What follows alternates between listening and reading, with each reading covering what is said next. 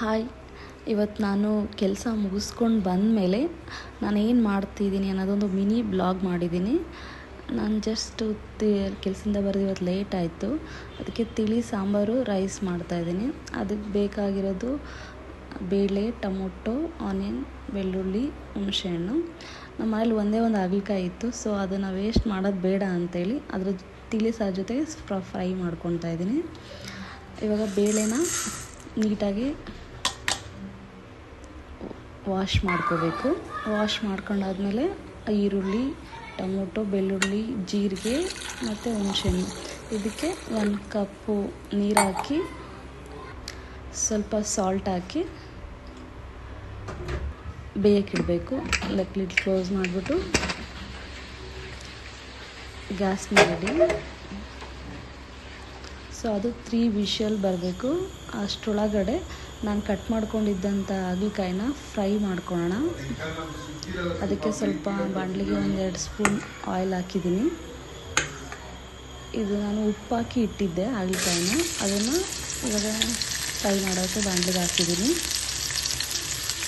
ಅದು ಚೆನ್ನಾಗಿ ಫ್ರೈ ಆಗಬೇಕು. ಅದು ಸ್ವಲ್ಪ ಕಹಿ ಇರೋದೆಲ್ಲ ಹೋಗಬೇಕು. ಚೆನ್ನಾಗಿ ಒಂದು ಸ್ವಲ್ಪ ಅದೆಲ್ಲ ಕಲರ್ ಚೇಂಜ್ ಆಗಬೇಕು. ಅಲ್ಲಿವರೆಗೂ ಚೆನ್ನಾಗಿ ಫ್ರೈ ಮಾಡ್ಕೋಬೇಕು. ಅದನ್ನು ಅದು ಆಯಿಲಲ್ಲಿ ನೀಟಾಗಿ ಫ್ರೈ ಆಗಬೇಕು. ಇವತ್ತು ನಾನು ಕೆಲಸದಿಂದ ಬರೋದು ಲೇಟ್ ಆಯ್ತಲ್ಲ, ಸೊ ಅದಕ್ಕೋಸ್ಕರ ಜಸ್ಟ್ ಸಿಂಪಲಾಗಿ ಮಾಡ್ತಾ ಇರೋದು ರೈಸ್ ಸಾಂಬಾರು. ಅದ್ರ ಜೊತೆಗೆ ಇದು ಹಾಗಲಕಾಯಿ ಫ್ರೈ ಮಾಡ್ತಾಯಿದ್ದೀನಿ. ನಾನು ಫಸ್ಟ್ ಟೈಮ್ ಮಾಡ್ತಾ ಇರೋದ್ರಿಂದ ವೀಡಿಯೋ, ಸೊ ಏನಾದರೂ ಮಿಸ್ಟೇಕ್ಸ್ ಇದ್ದರೆ ಕಾಮೆಂಟ್ ಬಾಕ್ಸಲ್ಲಿ ಹಾಕಿ. ನೆಕ್ಸ್ಟ್ ಟೈಮ್ ನಾನು ನೋಡಿಕೊಂಡು ಮಾಡ್ತೀನಿ. ನೆಕ್ಸ್ಟ್ ವೀಡಿಯೋ ಪರ್ಫೆಕ್ಟಾಗಿ ಮಾಡೋಕ್ಕೆ ಟ್ರೈ ಮಾಡ್ತೀನಿ. ಸೊ ಹಾಗಲಕಾಯಿ ಫ್ರೈ ಆಗ್ತಾ ಇರಲಿ. ಅಷ್ಟರೊಳಗಡೆ ನಾನು ರೈಸ್ ಅನ್ನ ಮಾಡೋಗ್ತೀನಿ. ಅದಕ್ಕೋಸ್ಕರ 1 ಕಪ್ ರೈಸ್ ತೊಗೊಂಡಿದ್ದೀನಿ. 1 ಕಪ್ ಅಕ್ಕಿಗೆ ಅದನ್ನು ನೀಟಾಗಿ ವಾಶ್ ಮಾಡಿಕೊಂಡು 1-2 ಗ್ಲಾಸ್ ನೀರು ಹಾಕ್ಬಿಟ್ಟು ಅದನ್ನು ಸೈಡಲ್ಲಿ ಇಡ್ತೀನಿ. ಇದು ನಾನು ಟೊಮೊಟೊ ಅದೆಲ್ಲ ಬೇಯಿಸಿಟ್ಟಿದ್ದು 3 ವಿಷಲ್ ಬರಬೇಕು. ವಿಷಲ್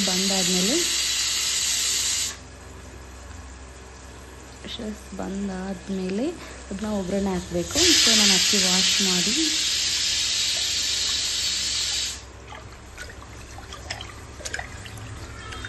ಅಕ್ಕಿ ವಾಶ್ ಮಾಡಿ 2 ಟೈಮ್ಸ್ 3 ಟೈಮ್ಸ್ ಮಾಡಬೇಕು ನೀಟಾಗಿ.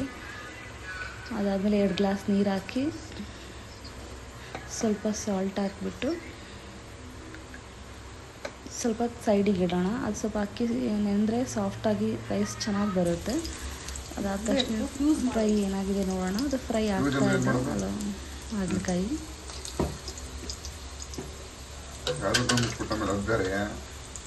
ಸೊ ಎಲ್ಲರಿಗೂ ಈವ್ನಿಂಗ್ ಬಂದ ಮೇಲೆ ಕೆಲಸದಿಂದ ಏನು ಅಡುಗೆ ಮಾಡಬೇಕು ಅನ್ನೋದೇ ಒಂದು ದೊಡ್ಡ ಟೆನ್ಷನ್ ಆಗಿರುತ್ತೆ. ಸೊ ನಾವು ಮೈಂಡಲ್ಲಿ ಪ್ರಿಪೇರ್ ಆಗಿದ್ದರೆ ಓಕೆ, ಇಲ್ಲ ಅಂದರೆ ತುಂಬ ಕಷ್ಟ ಆಗುತ್ತೆ. ಸೊ ಅದಕ್ಕೆ ಹಾಗಲಕಾಯಿಗೆ ಅದು ಸ್ವಲ್ಪ ಫ್ರೈ ಆಗಿದೆ. ನಾನು ಅದಕ್ಕೆ ಒಂಚೂರು ಅರಿಶಿನ ಪುಡಿ ಮತ್ತು ಒಂದು ಸ್ವಲ್ಪ ಚಿಲ್ಲಿ ಪೌಡರ್ ಹಾಕ್ತೀನಿ ಅಷ್ಟೇ. ಇನ್ನೇನು ಬೇರೆ ಏನೂ ಹಾಕೋದಿಲ್ಲ ಅದಕ್ಕೆ. ಅಷ್ಟೇ, ಆಯಿಲು, ಸಾಲ್ಟು ಮತ್ತು ಅರಿಶಿನ ಪುಡಿ, ಚಿಲ್ಲಿ ಪೌಡರ್ ಅಷ್ಟನ್ನು ಹಾಕಿ ಜಸ್ಟ್ ಫ್ರೈ ಮಾಡ್ತೀನಿ ಅಷ್ಟೇ. ಅದನ್ನು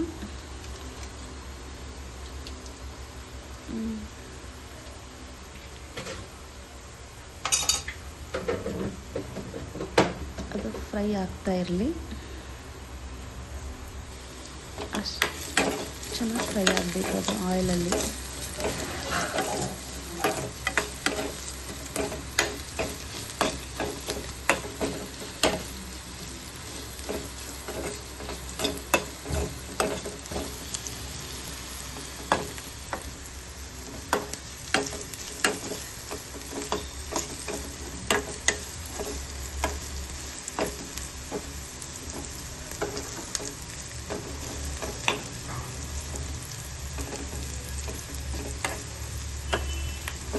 ಸೊ ಫ್ರೈ ಆಗುವಾಗ ಅದು ಬೆಂದಿದೆಯಾ ಇಲ್ಲ ಅಂತೇಳಿ ಸ್ವಲ್ಪ ನೋಡ್ಕೋಬೇಕು.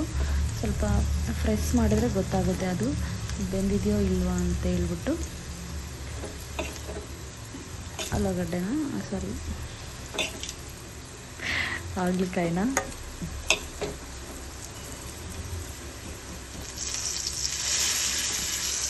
ಪ್ರೆಸ್ ಮಾಡಿದ್ಮೇಲೆ ನೀವು ಇನ್ನೂ ಚೆನ್ನಾಗಿ ಬೇಯಬೇಕಂದ್ರೆ ಸ್ವಲ್ಪ ಇದು ಹಾಕಿ. ಅಷ್ಟೊತ್ತಿಗೆ ಇದು ಟೊಮೊಟೊ ಬೇಳೆ ಎಲ್ಲ ಬೆಂದಿದೆ.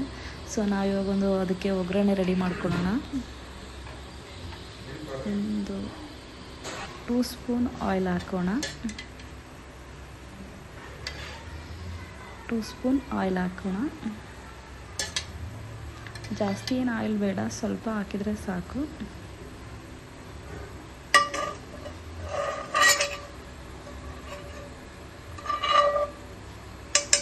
ಅದು ಆಯಿಲ್ ಸ್ವಲ್ಪ ಬಿಸಿ ಆದಮೇಲೆ ಸಾಸಿವೆ ಜೀರಿಗೆ ಹಾಕಿ ಸೊ ಹಾಗಲಕಾಯಿ ಫ್ರೈ ಆಗೋಯ್ತು ಅಂದ್ಕೊತೀನಿ.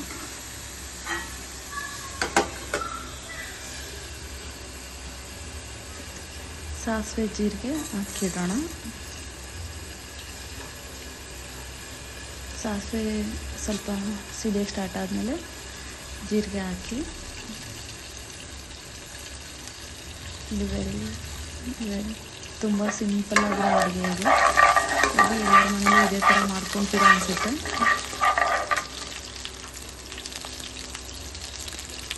ನೀವೇನಾದರೂ ಬೇರೆ ಥರ ಮಾಡ್ಕೊಂಡಿದ್ರೆ ಹೇಳಿ. ಅದಕ್ಕೆ ಬೆಳ್ಳುಳ್ಳಿ ಚೆಚ್ಬಿಟ್ಟು ಇದಕ್ಕೆ ನಾನು ಒಗ್ಗರಣೆಗೆ ಈರುಳ್ಳಿ ಹಾಕ್ತಾಯಿಲ್ಲ, ಸೊ ಸ್ವಲ್ಪ ಬೆಳ್ಳುಳ್ಳಿ ಹಾಕ್ತಾಯಿದ್ದೀನಿ ಅಷ್ಟೇ.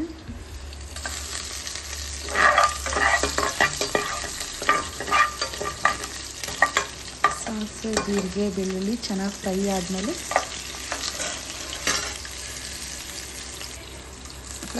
ಕರಿಬೇವು ಹಾಕಿ.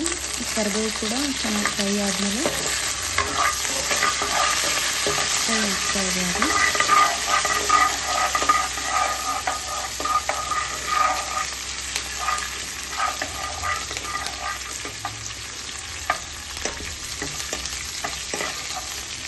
ಅದು ಫ್ರೈ ಆದಮೇಲೆ ಸೊ ನಾವು ಬೇಯಿಸ್ಕೊಂಡಿರೋಂಥ ಟೊಮೊಟೊ ಈರುಳ್ಳಿ ಅದನ್ನೆಲ್ಲ ಚೆನ್ನಾಗಿ ಸ್ಮ್ಯಾಶ್ ಮಾಡ್ಕೋಬೇಕು.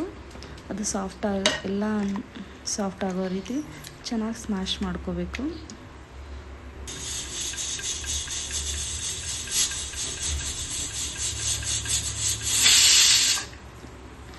ನೀಟಾಗಿ ಸಾಫ್ಟಾಗಿ ಸ್ಮ್ಯಾಶ್ ಮಾಡ್ಕೊಂಡ್ಮೇಲೆ ಅಂದರೆ ನಾನು ಅದು ಸ್ವಲ್ಪ ಚೆನ್ನಾಗಿ ಬೆಂದಿರಲಿಲ್ಲ, ಸೊ ಅದಕ್ಕೆ ನಾನು ಇನ್ನೊಂದು ವಿಷಲ್ ಬರೆಸ್ಕೊಂಡೆ.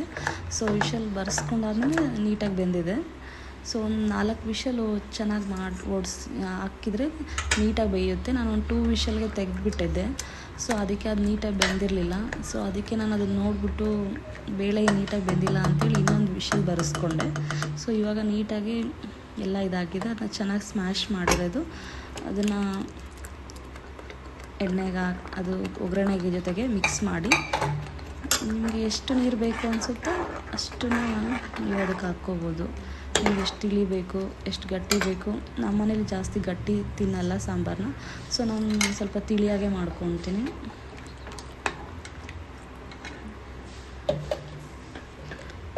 ಇದಕ್ಕೆ ನಾನು ನಮ್ಮ ಮನೆಯಲ್ಲೇ ಮಾಡಿರೋವಂಥ ಸಾಂಬಾರು ಪೌಡರ್ನ ಹಾಕ್ತೀನಿ. ಸೊ ನಾವೇ ಮಾಡ್ಕೊಂಡಿದ್ದೀವಿ ಸಾಂಬಾರು ಪೌಡರ್. ಸೊ ಇದನ್ನು ನಾನು 2.5 ಸ್ಪೂನ್ ಸಾಂಬಾರು ಪೌಡರ್ ಹಾಕ್ತೀನಿ. ಸಾಂಬಾರು ಪೌಡ್ರ್ ಹಾಕಿದ್ಮೇಲೆ ಚೆನ್ನಾಗಿ ಮಿಕ್ಸ್ ಮಾಡಿ ಒಂದು 5 ಮಿನಿಟ್ಸ್ ಅದು ಕುದಿಬೇಕು, ಚೆನ್ನಾಗಿ ಮಳ್ಳಬೇಕು. ಅಲ್ಲಿವರೆಗೂ ಅದನ್ನು ಒಂದು ಲಿಡ್ ಕ್ಲೋಸ್ ಮಾಡಿ ಬಿಟ್ಬಿಡಿ. ಅಷ್ಟರೊಳಗಡೆ ನಾನು ಇದಕ್ಕೆ ಸಾಂಬಾರಿಗೆ ಸ್ವಲ್ಪ ತೆಂಗಿನ ತುರಿ ಕೂಡ ಹಾಕಿದ್ದೀನಿ. ನಾನು ಅವಾಗವಾಗ ತುರ್ಕೊಳಕ್ಕಾಗಲ್ಲ ಅಂಥೇಳಿ ತುರಿದ್ಬಿಟ್ಟು ಒಂದೇ ಸಲ ನಾನು ಬಾಕ್ಸಲ್ಲಿ ಹಾಕಿ ಫ್ರೋಝನಲ್ಲಿ ಇಟ್ಟಿರ್ತೀನಿ ಫ್ರಿಜ್ಜಲ್ಲಿ. ಸೊ ನನಗೆ ಬೇಕಾದಾಗ ಹಾಕ್ತೀನಿ. ಇದು ಕಾಯಿ ತುರಿ ನಿಮಗೆ ಬೇಕಂದರೆ ಹಾಕ್ಕೋಬೋದು, ಇಲ್ಲಾಂದರೆ ಬೇಡ, ಅದು ನಿಮ್ಮ ಆಪ್ಷನ್ನು. ಸ್ವಲ್ಪ ಕೊತ್ತಂಬರಿ ಮೇಲೆ ಹಾಕ್ಬಿಟ್ಟು ಹಾಗೆ ಕುದಿಸಿದ್ರೆ ಸಾಕು. ನಾನು ಕಾಯಿ ತುರಿ ಬೇಕು ಅನ್ನಿಸ್ತು, ನಾನು ಸ್ವಲ್ಪ ಕಾಯಿ ತುರಿ ಹಾಕ್ಕೊಂಡಿದ್ದೀನಿ. ಅದ್ರ ಜೊತೆ ನಿಮಗೂ ಸ್ವಲ್ಪ ಉಪ್ಪು ಬೇಕಂದರೆ ಉಪ್ಪು ಹಾಕ್ಕೊಳ್ಳಿ, ಅದನ್ನು ನೋಡಿಬಿಟ್ಟು.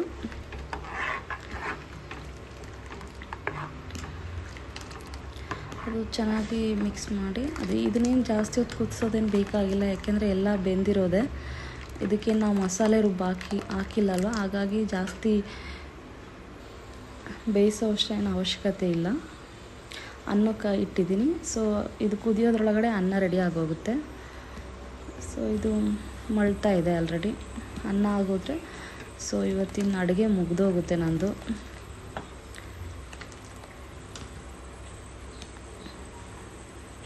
ಸೊ ಇವತ್ತಿನ ದಿನದ್ದು ತಿಳಿ ಸಾರು, ಅನ್ನ, ಹಾಗಲಕಾಯಿ ಫ್ರೈ ಅಷ್ಟೇ ನಾನು ಮಾಡಿರೋದು. ಇದು ಆದಮೇಲೆ ಸೊ ಅದೆರಡು ಆಗ್ತಾಯಿದೆ. ಸೊ ನಾನು ಅಷ್ಟರೊಳಗಡೆ ಸ್ವಲ್ಪ ಸಿಂಕಲ್ಲಿ ಪಾತ್ರೆ ಇದೆ, ಅದನ್ನು ತೊಳ್ಕೊಂಬಿಡ್ತೀನಿ. ಸೊ ರೈಸ್ ಕೂಡ ಆಗೋಯಿತು. ಸೊ ಊಟಕ್ಕೆ ರೆಡಿಯಾಗಿದೆ, ಅನ್ನ, ಸಾರು, ಹಾಗಲಕಾಯಿ. ಸೊ ನಾನಿವತ್ತು ಮಾಡಿದ್ದು ಮಿನಿ ಬ್ಲಾಗ್ ನಿಮ್ಗೆ ಇಷ್ಟ ಆಗಿದ್ದರೆ ಲೈಕ್ ಮಾಡಿ, ಕಮೆಂಟ್ ಮಾಡಿ.